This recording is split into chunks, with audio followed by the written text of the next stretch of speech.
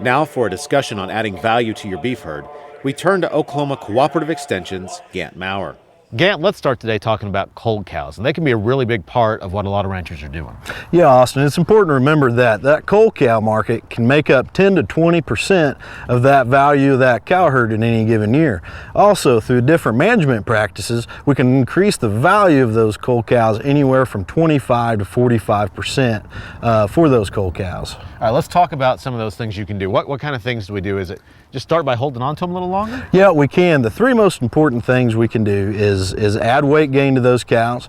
We can improve the quality of those cows, and then we also need to look at traditionally the seasonal price pattern when we go to market those cows. All right, let's break those down. Let's talk about how you add some weight to these things. Yeah, first of all, traditionally whenever we wean those calves off that cow, we may take that cow directly to market, and that's the lowest body condition score and the lowest weight that cow will see all year long. And so if we have the ability, we could retain that cow, feed her a little bit of green grass in the springtime, maybe feed her some sort of supplement, and add that weight back to that cow. Also, whenever we do that, we can increase the quality or body condition score of that cow. And we may take that cow from a utility cow in terms of the marketing price structure, and increase her to a commercial cow and add value that way.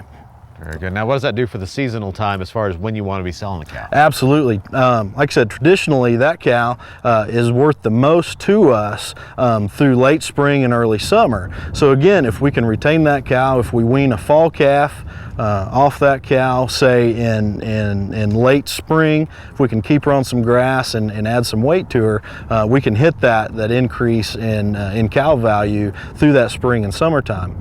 So one thing to also think about, Austin, if we wean a spring cow in October, if we can keep her back through the winter time, and if she's reproductively sound and we have to cull her for some other reasons, we can breed her back and maybe add some value that way. But again, we don't want to pass our problems on to the next producer if there is an issue reproductively.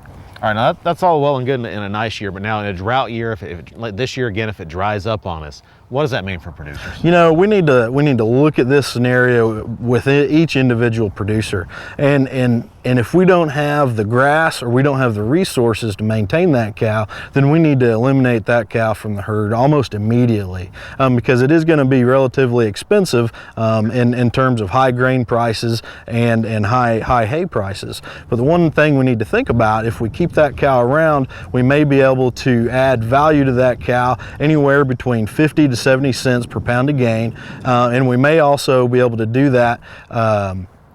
The value of that gain on that cow will be anywhere from $1.25 to $1.50. So again, each scenario is different, and we need to look at those scenarios individually.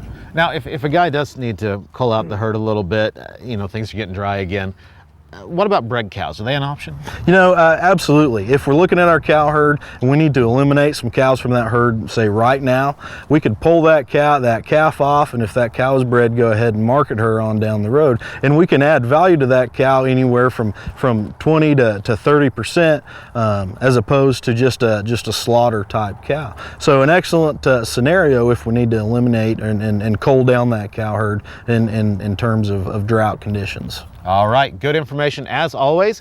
Gant Mourer, value-added beef specialist here at Oklahoma State University.